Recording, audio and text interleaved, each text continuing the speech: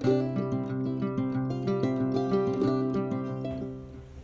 sore, Assalamualaikum warahmatullahi wabarakatuh. Saya Danang Lianto dari Prodi Komunikasi. Pada kesempatan kali ini saya akan menjelaskan mengenai perbedaan budaya dalam proses negosiasi yang merupakan tugas dari mata kuliah teknik lobby dan negosiasi dengan dosen Ibu Ocha. Jadi pertama-tama saya akan juga menjelaskan mengenai pengertian dari negosiasi tersebut. Jadi dalam hal ini pengertian negosiasi banyak pendapat ya, dan kali ini saya hanya akan memaparkan dari 3 pendapat. Yang pertama, pengertian negosiasi menurut Kamus Besar Bahasa Indonesia adalah merupakan proses tawar-menawar yang dilakukan dengan jalan berunding untuk mencapai sebuah kesepakatan secara bersama. Jadi kesepakatan tersebut dicapai antara satu pihak atau lebih dengan cara berunding, itu menurut Kamus Besar Bahasa Indonesia. Selanjutnya, Robin mengartikan bahwasanya pengertian negosiasi adalah sebuah proses yang di dalamnya terdapat 2 pihak atau lebih. Di pihak tersebut saling bertukar barang dan jasa, dan mereka berupaya untuk menyepakati tingkat kerjasama tersebut bagi masing-masing pihak. Selanjutnya, menurut Jackman, pengertian negosiasi adalah sebuah proses yang terjadi antara dua belah pihak atau lebih. Pihak-pihak tersebut pada mulanya memiliki sebuah pemikiran yang berbeda, tapi pada akhirnya kedua belah pihak tersebut dapat mencapai sebuah kesepakatan bersama. Itu yang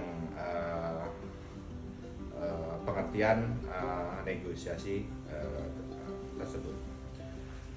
Salah satu kunci keberhasilan sebuah proses negosiasi adalah tercapainya proses komunikasi yang efektif dan mudah dimengerti oleh semua pihak yang ikut dalam proses negosiasi tersebut.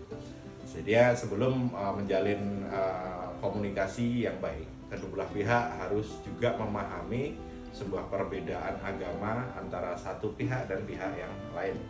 Jika negosiasi ini dilakukan di satu negara seperti kita Indonesia, tetapi berbeda daerah saja, itu kemungkinan lebih mudah untuk bisa saling menyesuaikan karena kita pada dasarnya satu negara. Yang lebih sulit jika proses negosiasi ini skalanya internasional yang melibatkan 2 negara, contoh Indonesia dengan Cina atau Indonesia dengan Amerika, seperti itu. Jadi itu yang pastinya sebelum melakukan proses negosiasi, negosiator harus memahami terlebih dahulu karakteristik budayanya agar tidak terjadi kesalahpahaman pada saat proses negosiasi berlangsung, sehingga hal tersebut bisa dapat menghindari kegagalan komunikasi. Hal yang perlu diperhatikan oleh seorang negosiator yang untuk menghadapi sebuah perbedaan budaya dalam proses negosiasi internasional adalah kurang lebihnya sebagai berikut. Negosiator harus paham dan memahami karakteristik budaya dari lawan negosiasinya.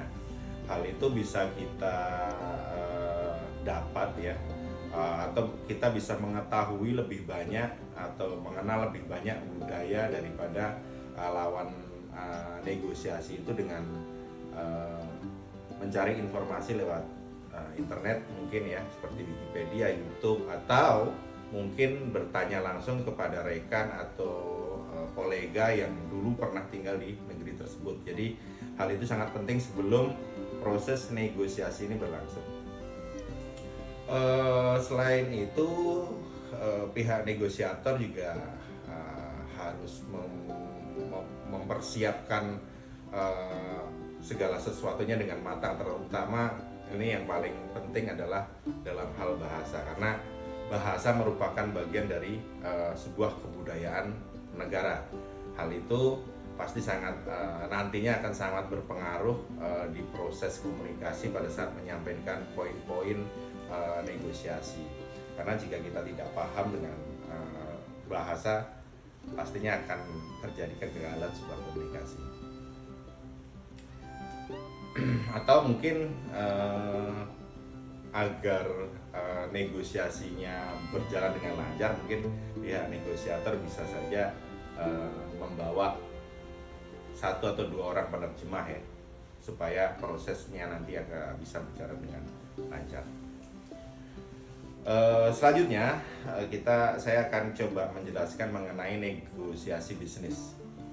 Oke, negosiasi bisnis merupakan sebuah interaksi sosial untuk mencapai sebuah kesepakatan antara dua pihak atau lebih dengan tujuan atau kepentingan yang berbeda yang mereka anggap penting. Ini menurut Manning and Robertson. Oke, negosiasi lintas budaya menjadi lebih rumit karena faktor budaya. Jadi tadi yang sudah saya ulas di atas bahwasanya memang jika negosiasi ini skalanya internasional, yang menjadi sebuah hambatan adalah faktor budaya. Itu yang paling ini ya. Jadi konflik itu sering muncul karena perbedaan persepsi, gaya perilaku. Ini nantinya yang akan berpengaruh untuk hasil dari negosiasi tersebut. Dan jika ini tidak ini dengan lancar ya, tidak mapping dengan lancar, mengakibatkan resiko akan gagalnya proses negosiasi tersebut. Oke, lanjut. Budaya sebuah negara atau budaya lawan negosiasi adalah merupakan faktor kunci yang memengaruhi proses negosiasi bisnis. Dan menurut Salakuse, proses negosiasi berbeda dari budaya ke budaya. Budaya adalah faktor kunci yang mempengaruhi proses negosiasi dan hasil. Selanjutnya, nilai-nilai budaya dapat mempengaruhi negosiasi bisnis internasional dalam cara yang signifikan dan tak terduga, dari tahap pertama sampai tahap akhir dari proses negosiasi tersebut. Selanjutnya, demi mencapai sebuah tujuan dan negosiasi bisnis, penting sekali untuk memahami budaya dari berbagai negara atau lawan dari negosiasi tersebut. Itu sudah saya jelaskan di atas bahwasanya pemahaman lintas budaya yang luas akan sangat membantu para negosiator dalam melakukan negosiasi bisnis lintas budaya. Pemahaman lintas budaya sebelum melakukan negosiasi bisnis akan meningkatkan sebuah peluang keberhasilan yang sangat signifikan. Jadi di saat negosiator memahami karakteristik tentang lintas budaya dari berbagai negara ya, itu sangat membantu atau akan meningkatkan peluang keberhasilan dari proses negosiasi tersebut. Jadi memang pemahaman lintas budaya sangat diperlukan sekali untuk para negosiator bisnis khususnya. Jadi itu pentingnya sebuah proses negosiasi, bahwasanya perbedaan budaya itu merupakan tingkatan paling penting untuk mencapai sebuah keberhasilan dari proses negosiasi bisnis. Mungkin itu saja yang perlu yang bisa saya sampaikan. Terima kasih. Mudah-mudahan bermanfaat. Selamat sore. Assalamualaikum warahmatullahi wabarakatuh.